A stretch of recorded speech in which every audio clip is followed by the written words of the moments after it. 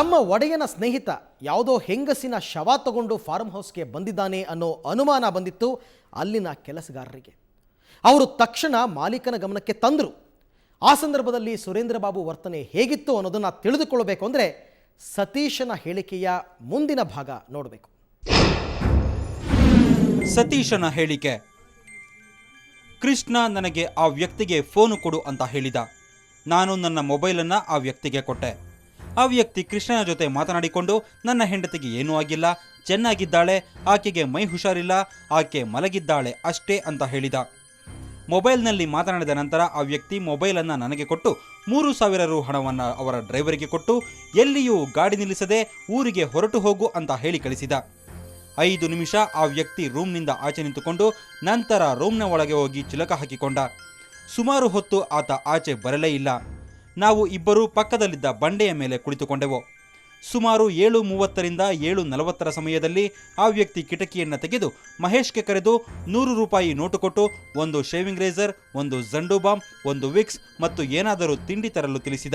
ಮಹೇಶ ಒಬ್ಬನೇ ಅಂಗಡಿಗೆ ಹೋಗಿ 2 ಪ್ಲೇಟ್ ಇಡ್ಲಿ, ಒಂದು ಶೇವಿಂಗ್ ರೇಸರ್, ಒಂದು ಜಂಡು ಬಾಂಬ್, ಒಂದು ವಿಕ್ಸ್ ತಂದು ಕಿಟಕಿಯಿಂದ ಕೊಟ್ಟ.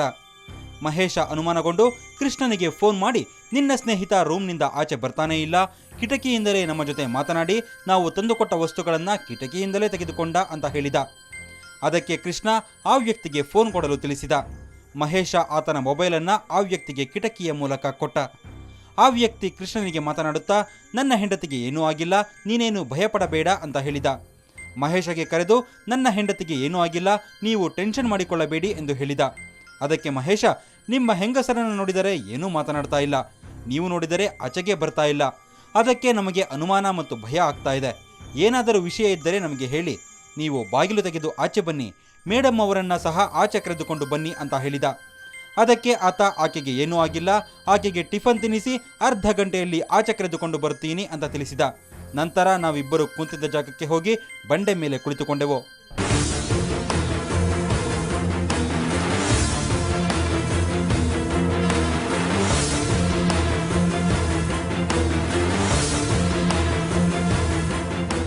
ಅಷ್ಟೊತ್ತಿಗಾಗಲೇ ಮುರಳಿ ಫಾರ್ಮ್ ಹೌಸ್ನ ನೌಕರರಿಗೆ ತಾವು ಸುಖ ಸುಮ್ಮನೆ ಒಂದು ತೊಂದರೆಗೆ ಸಿಕ್ಕಾಕೊಂಡಿದ್ದೀವಿ ಅನ್ಸೋದಕ್ಕೆ ಶುರುವಾಗಿತ್ತು. ಅವರು ಸುರೇಂದ್ರ ಬಾಬುನ ಬಳಿ ಬಂದು, ನಿಮ್ಮ ಹೆಂಡತಿ ಹೆಂಗಿದಾರೋ ನೋಡ್ತೀವಿ ಅಂದ್ರೆ ಆತ ರೇಗಿಬಿಟ್ಟ. ಆದ್ರೂ ಒಳಗೆ ನುಗ್ಗಿ ಮಂಚದ ಮೇಲೆ ಮಲಗಿದ್ದ ಹೇಮಶ್ರೀಯ ದೇಹ ಮುಟ್ಟಿ ನೋಡಿದವರಿಗೆ ಆಕೆ ಸತ್ತು ಹೋಗಿರೋದು ಖಚಿತವಾಗಿತ್ತು. ಅಷ್ಟರಲ್ಲಿ ಕೃಷ್ಣ ಕಳಿಸಿದ್ದ ಇಂಡಿಕಾ ಕಾರು ಬಂದು ನಿಂತಿತ್ತು. ಸುರೇಂದ್ರ ಬಾಬು ಹೇಮಶ್ರೀಯ ಶವವನ್ನ ಆ ಕಾರ್ನಲ್ಲೇ ಹಾಕಿಕೊಂಡು ಬೆಂಗಳೂರು ಕಡೆ ಹೊರಟೋದ. ಆ ನಂತರನೇ ಹೆಬ್ಬಾಳದ ಬ್ಯಾಪ್ಟಿಸ್ಟ್ ಆಸ್ಪತ್ರೆಗೆ ಬಂದು ಆಕೆಯನ್ನ ಅಡ್ಮಿಟ್ ಮಾಡೋ ಪ್ರಯತ್ನ ಮಾಡಿದ್ದು. ಹೇಮಶ್ರೀ ಸತ್ತು ಹೋಗಿದ್ದಾಳೆ ಅಂತ ಅಲ್ಲಿನ ವೈದ್ಯರು ಸ್ಪಷ್ಟಪಡಿಸಿದ್ದು ಆ ಸುಂದರಿ ನ್ಯೂಸ್ ಚಾನೆಲ್ಗಳ ಬ್ರೇಕಿಂಗ್ ನ್ಯೂಸ್ಗೆ ಆಹಾರವಾಗಿದ್ದು.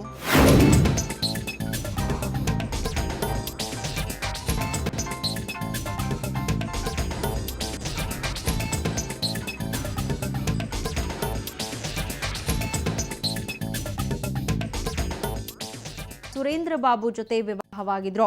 ಈಗ ಅನುಮಾನಾಸ್ಪದವಾಗಿ ಸಾವನ್ನಪ್ಪಿದ್ದು ಗಂಡನೇ ಕೊಲೆ ಮಾಡಿದ್ದಾನೆ ಅಂತ ಹೇಮಶ್ರೀ ಪೋಷಕರು ಹೆಬ್ಬಾಳ ಪೊಲೀಸರಿಗೆ ದೂರು ನೀಡಿದ್ದಾರೆ. ಮುರಳಿ ಫಾರ್ಮ್ ಹೌಸ್ನ ಇಬ್ಬರು ಕೆಲಸಗಾರರು ಕೊಟ್ಟಿರೋ ಈ ಹೇಳಿಕೆ ಸುರೇಂದ್ರ ಬಾಬುನ ತಪ್ಪೊಪ್ಪಿಗೆ ಹೇಳಿಕೆಯಲ್ಲಿ ಸತ್ಯಾಂಶ ಇದೆ ಅನ್ನೋದನ್ನ ಸಾರಿ ಹೇಳುತ್ತೆ. ಅದಕ್ಕೆ ಸರಿಯಾಗಿ ಬೆಂಗಳೂರಿನಿಂದ ಅನಂತಪುರ ತಲುಪೋ ತನಕ ಸಿಗುವ 3 ಟೋಲ್ ಗೇಟ್ಗಳಲ್ಲಿ ಸುರೇಂದ್ರ ಬಾಬುನ NDVR ಕಾರು ದಾಟಿ ಹೋಗಿದ್ದಕ್ಕೆ ಪಕ್ಕಾ ಸಾಕ್ಷಿಗಳನ್ನ ಕೊಟ್ಟಿದ್ದಾರೆ ತನಿಖಾಧಿಕಾರಿ.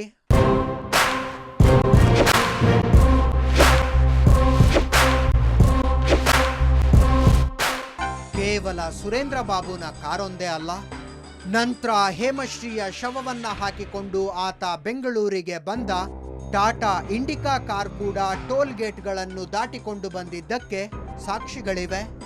ಇಷ್ಟೆಲ್ಲ ಕೊಟ್ಟ ನಂತರ ಕೂಡ ಸುರೇಂದ್ರ ಬಾಬು ಪರ ವಕೀಲರು ಆ ಕಾರ್ಗಳು ಟೋಲ್ ಗೇಟ್ಗಳನ್ನ ದಾಟಿ ಹೋದ ಸಮಯವನ್ನ ಸಾಕ್ಷಿಗಳ ಹೇಳಿಕೆಗಳ ಜೊತೆಗೆ ಹೋಲಿಸಿ ನೋಡ್ತಾರೆ. ಆ ವಿಷಯ ಇನ್ವೆಸ್ಟಿಗೇಷನ್ ಆಫೀಸರ್ಗೆ ಗೊತ್ತಿಲ್ಲದೆ ಇರೋದಲ್ಲ. ಅದಕ್ಕೆ ಸಾಕ್ಷಿಗಳ ಹೇಳಿಕೆಗಳಿಗೂ ಟೋಲ್ ಗೇಟ್ನ CCTVಯಲ್ಲಿ ದಾಖಲಾದ ದೃಶ್ಯಗಳಲ್ಲಿ ನಮೂದಾಗಿರುವ ಸಮಯಕ್ಕೂ ಹೊಂದಾಣಿಕೆ ಇರೋದನ್ನ ಖಚಿತಪಡಿಸಿಕೊಂಡೇ ಚಾರ್ಜ್ ಶೀಟ್ ಸಲ್ಲಿಸಿದ್ದಾರೆ.